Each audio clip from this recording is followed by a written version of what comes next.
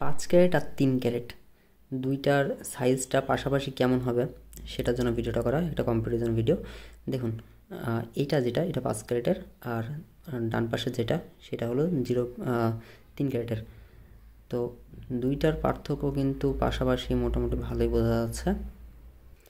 5 ক্যারেটেরটা হলো 11 mm এর মতো প্রায়, আর 3 ক্যারেটেরটা 9 mm এর মতো অ্যাপ্রক্সিমেট, একটু কম হবে। তো যারা আমাদের কাছ থেকে এই একটু বড় সাইজের রিং নিতে যাচ্ছিলেন তারা কিন্তু এখন পেয়ে যাচ্ছেন, সাথে জিআর সার্টিফিকেট এবং গ্যারেন্টি কার্ড কিন্তু পাচ্ছেন।